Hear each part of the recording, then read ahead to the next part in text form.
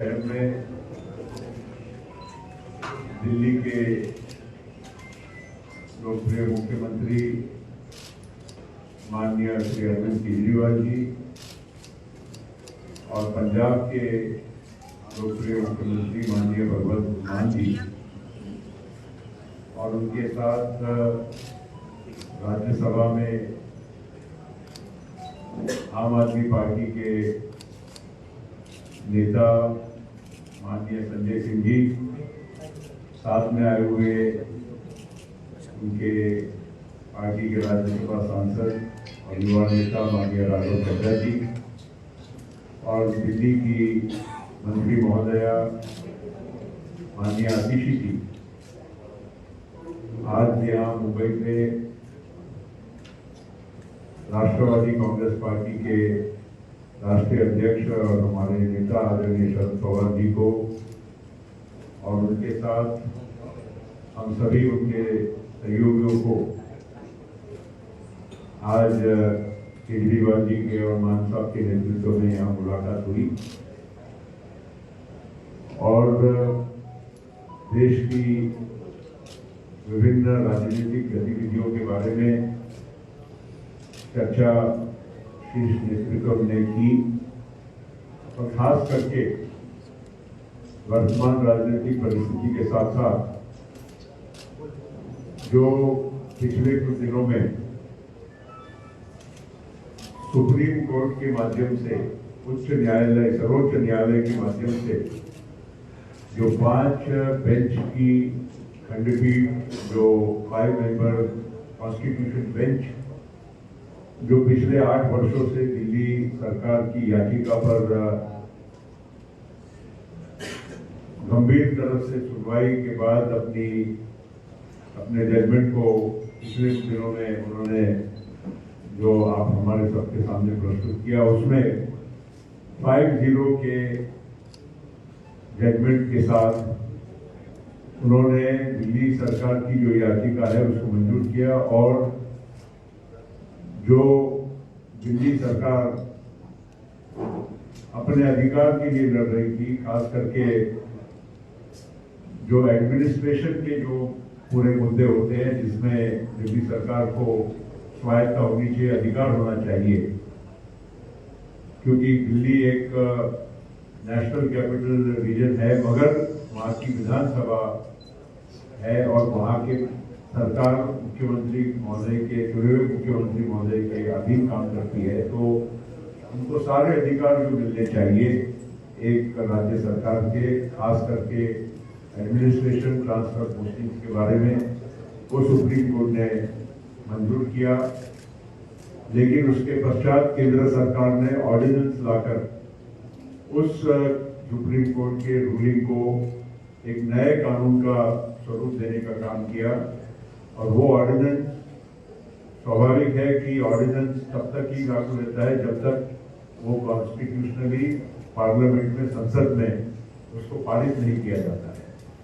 तो आने वाले लोकसभा और राज्यसभा का जब सत्र शुरू होगा तो ये ऑर्डिनेंस भी वहाँ पर बिल के द्वारा कानून के द्वारा वहाँ पर पार्लियामेंट में प्रेषित होगा और लोकसभा और राज्यसभा में दोनों सदनों को फिर उस पर मतदान करने का और बहस और मतदान करने का अधिकार रहेगा।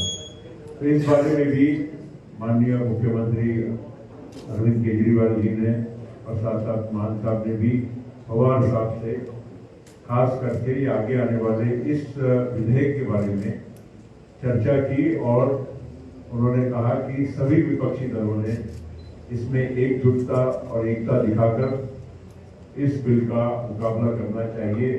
सरकार की जो नीति है जिसकी वजह से एक गलत परंपरा की शुरुआत हो रही है जहां एक चुनी हुई सरकार का अधिकार छीना जा रहा है और जो इनके आने के पूर्व जो सरकार थी जिसको कभी इस तरह का कभी कोई समस्या का सामना नहीं करना पड़ा, लेकिन आज केंद्र और राज्य के बीच में जो संघर्ष के वजह से दिल्ली के प्रशासन पर बहुत उसका विपरीत परिणाम हो रहा है, तो उन्होंने पवार साहब को गुजारिश की एनसीपी के नेता के नाते भी और साथ साथ में देश के वरिष्ठ राजनेता के नाते कि उन्होंने भी इस मामले में एक मत बनाने की पूरे विपक्षी दलों में कोशिश करना चाहिए, ताकि ये बिल को वहां पर खास करके राज्यसभा में, क्योंकि लोकसभा की तो संख्या सभी को मालूम है, लेकिन राज्यसभा में संख्या किसी का भी स्पष्ट बहुमत नहीं बनता है और सभी विपक्षी दलों ने, सरकार के बाहर वाले विपक्षी दलों ने एक होकर अगर मतदान किया तो उसका जरूर फायदा हो सकता है। तो ये बात आज मुख्यमंत्री महोदय ने पवार साहब के सामने रखी, तो मैं ज्यादा वक्त न लेते हुए बाकी की बात वही करेंगे। मैं पुनश्च राष्ट्रवादी कांग्रेस पार्टी की ओर से, पवार साहब की ओर से मैं अरविंद केजरीवाल जी का, भगवंत मान साहब का और बाकी सभी अतिथियों का हार्दिक स्वागत करता हूँ। सबसे पहले मैं शरद पवार जी का और उनकी पार्टी के सभी नेताओं का तहे दिल से शुक्रिया अदा करता हूँ। आज मैं भगवंत मान साहब और हमारे सभी साथी शरद पवार जी के साथ और उनकी पूरे सभी नेताओं के साथ यहाँ मिलने के लिए आए थे। आप सब लोग जानते हैं कि दिल्ली के लोगों के साथ बहुत अन्याय हुआ है। 2015 में जब हमारी सरकार बनी थी तो 23 मई 2015 को एक सिंपल सा नोटिफिकेशन जारी करके केंद्र सरकार ने दिल्ली सरकार की सर्विसेज की अधिकारियों के ऊपर कंट्रोल करने की सारी पावर छीन ली। 2015 से लेके 23 मई 2015, अब मई 2023 हो गया। 8 साल से हम लोग कोर्ट कचहरी के चक्कर दिल्ली के लोग काट रहे थे। 8 साल के बाद सुप्रीम कोर्ट ने 5-0 संविधान पीठ ने, कॉन्स्टिट्यूशन बेंच ने 5-0 से पूरा का पूरा ऑर्डर दिल्ली के लोगों के हक में दिया कि दिल्ली के लोग जो सरकार चुनते हैं उस सरकार को काम करने का पूरा अधिकार होना चाहिए। अगर वो काम नहीं कर सकती तो दिल्ली के लोगों को चुनाव करने की, सरकार चुनने की क्या फायदा। पूरा हमारे हक में आया। लेकिन जो लड़ाई 8 साल में हमने जीती, 11 मई को ऑर्डर आया, 19 मई को 8 दिन के अंदर इन्होंने ऑर्डिनेंस लाके उसको खत्म कर दिया। सारी पावर वापस, उन्होंने कहा कि केंद्र सरकार के पास या केंद्र के एलजी के पास सारी पावर होगी। तो जैसा अभी एक्सप्लेन किया कि अब ये बिल के रूप में आएगा पार्लियामेंट में, तो हम पूरे देश में एक पार्टी के पास जा रहे हैं, उनसे निवेदन कर रहे हैं कि दिल्ली के लोगों के साथ न्याय होना चाहिए। दिल्ली के लोगों के लिए समर्थन मांग रहे हैं कि जब ये संसद में बिल आएगा तो इसको बिल को हराना है।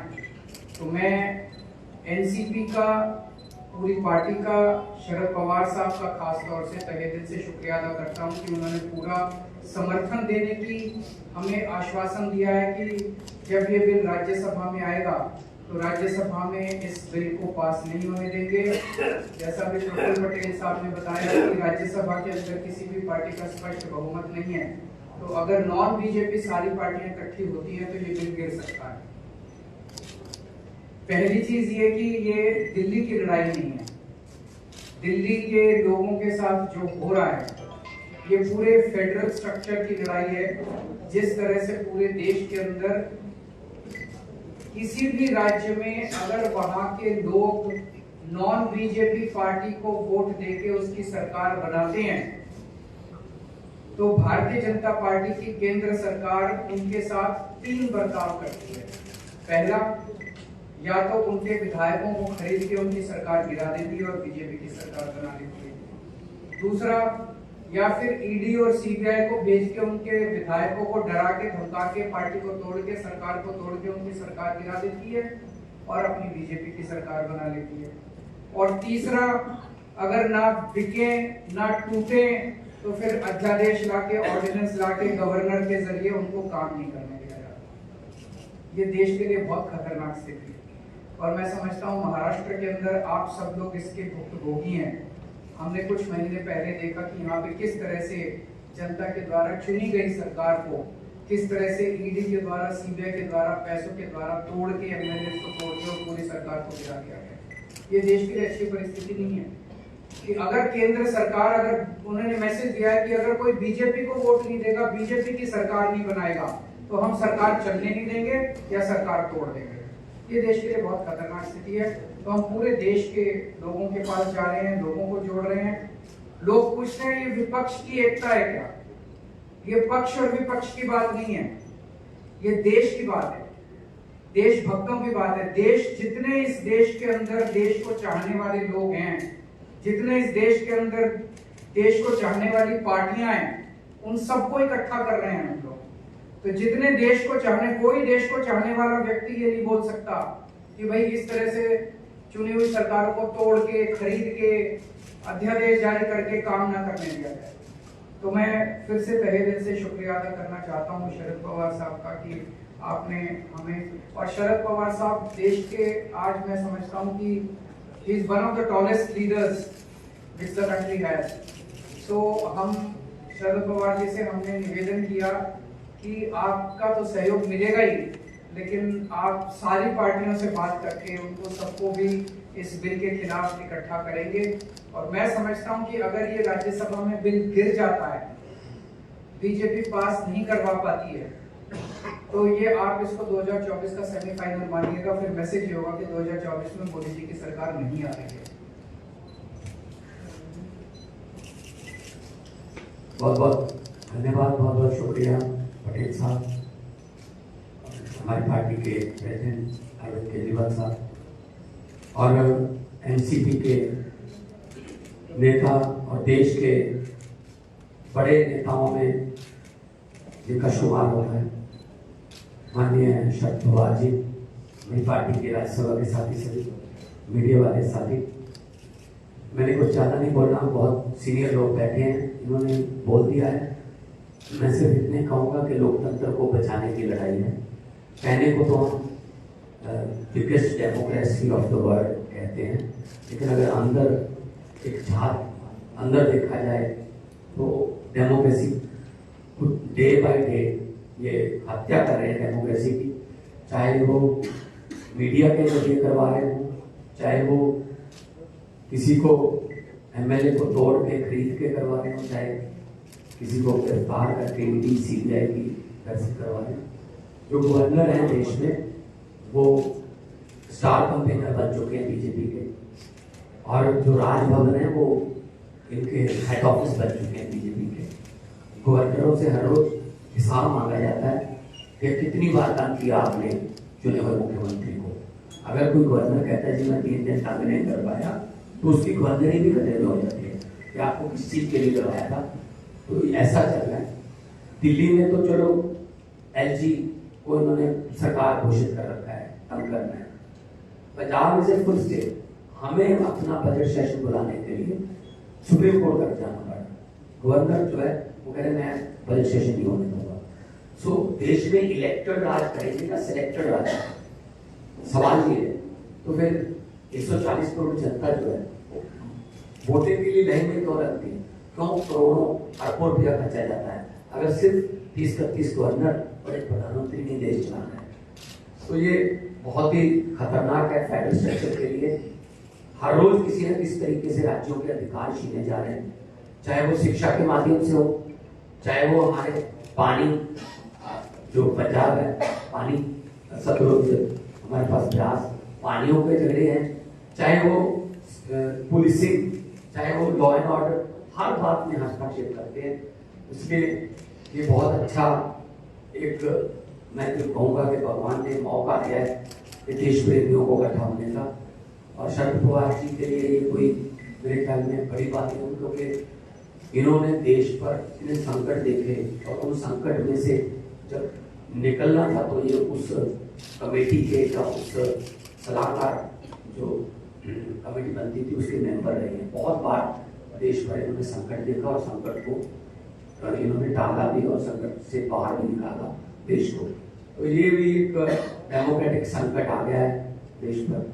इसीलिए शरद पवार जी के यहाँ पर आप आए हैं कि आप एक बार फिर अपने अनुभव का इस्तेमाल करके और इस देश को बचाइए, इस देश की डेमोक्रेसी को बचाइए, ताकि हम आने वाली पीढ़ियों को ये जवाब दे सकेंगे। जब डेमोक्रेसी को खत्म किया जा रहा था तुम क्या कर रहे थे, कम से कम हम ये कह सकें कि हम ट्राई कर रहे थे, हम कोशिश कर रहे थे और हम किसी भी माध्यम से इसको रोकना चाह रहे थे। बहुत बहुत धन्यवाद।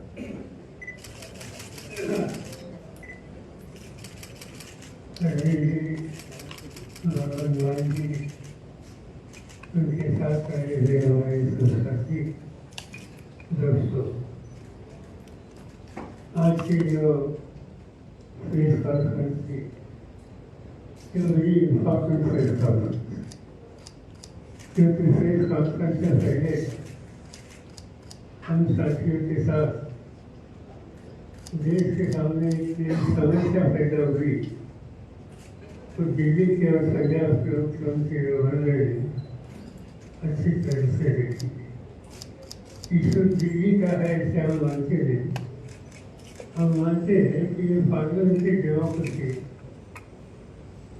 बचानी है या नहीं, क्योंकि जो आघात हो रहा है दिल्ली में तो पार्लियामेंट्री डेमोक्रेटिक सिस्टम पर आघात हो रहा है।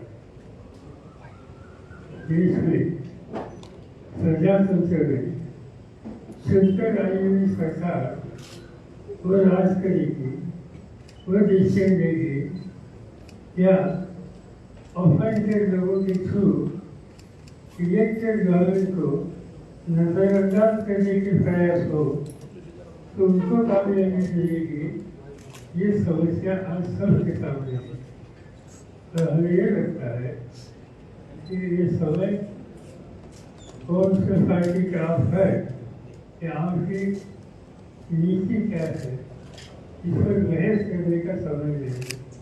ये समय है प्रजातंत्र बचाने, पार्लियामेंट से डेमोक्रेसी बचाने के लिए और आम जनता का वोट लेकर अपनी सरकार बनाने का जो अधिकार है, कि आम जनता के वोट देने का अधिकार वो बचाने के लिए आज अजीत जी श्रीमान साहब यहाँ आए हैं इसमें समर्थन मांगने के लिए।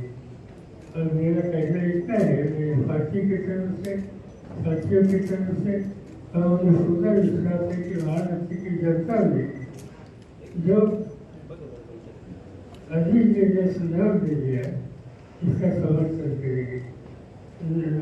राष्ट्रवादी कांग्रेस पार्टी अपनी तरफ से तो पूरी तरह से मदद करेगी, मगर अभी मैं सोच रहा था कि अभी जो उन्हें पार्लियामेंट असेंबली में आते 56 साल हो गए, इससे केयर करती थी। और इससे 56 साल का एक फायदा होता है कि देश के कौन से भी राज्य में जाए वहाँ कोई नेता हो, पार्लियामेंट का मेंबर हो, राज्यसभा का मेंबर हो, उनसे कुछ न कुछ व्यक्तिगत जिससे कई सालों से पैदा हुए, कई लोगों के साथ मैंने काम किया और इससे सवाल दिल्ली का या आपका नहीं, ये सवाल देश में इलेक्टेड गवर्नमेंट को राज कराने का जो अधिकार लोगों ने दिया है, इस पर हमले हो रहे तो इससे बचाने का सवाल है। और इससे मेरे तरफ से हमारे साथी के तरफ से तो आपको साथ मिलेगी, तो अन्य राज्यों में जहाँ जाकर आपका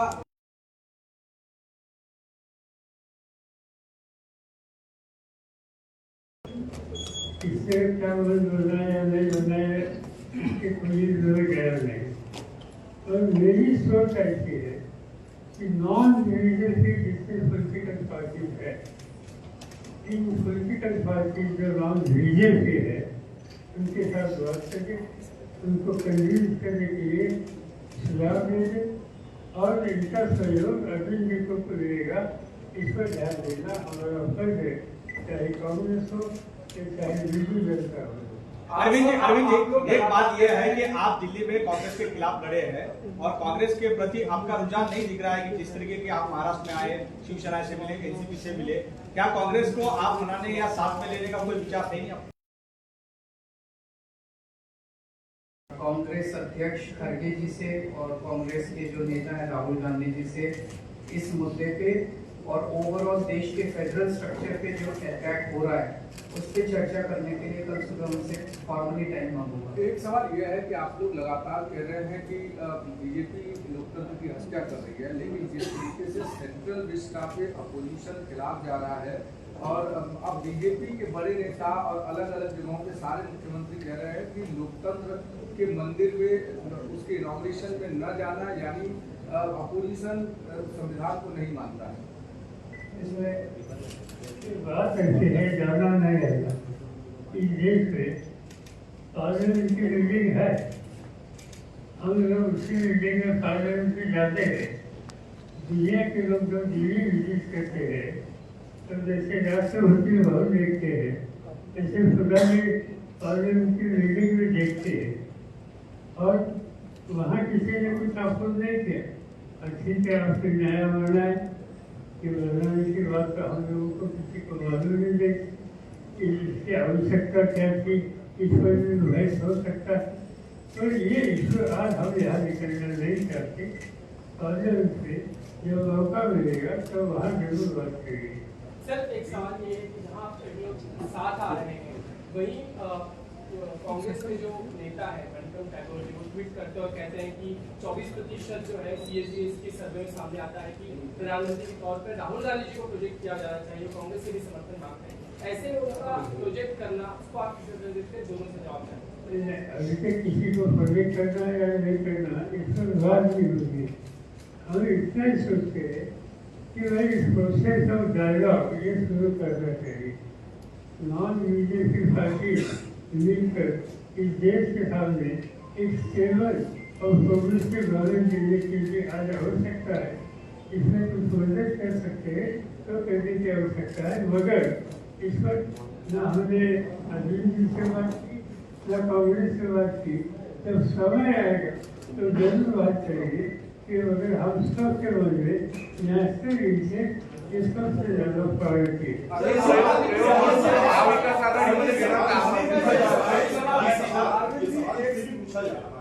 क्योंकि महाराष्ट्र की बात करें तो शिवसेना की तरफ से आता है, उद्धव ठाकरे की शिवसेना की तरफ से आता है कि हम 18 सीटों को लेकर पहले से ही अपना दावा कर रहे हैं, लोकसभा की सीटों को लेकर एनसीपी का अपना रुख है। तो जो बातचीत का प्रोसेस इसके बारे में आप बात कर रहे हैं, तो वहाँ पे कहीं पर एक म्यूचुअल ग्राउंड बनता हुआ यहाँ पर तो नजर नहीं आ रहा है। इससे यह सवाल बात सीधी है कि हम ये बात जरूर कि यहाँ 3 पार्टी मिलकर काम करना चाहते हैं। 3 पार्टी ने दो साथियों को डिस्कस करो तो डिस्कशन की प्रोसेस शुरू करो। अभी तक वो प्रोसेस शुरू नहीं हुई तो ये हो जाएगी। और चिंता मत करो, यहाँ से ठीक रास्ता निकलेगा।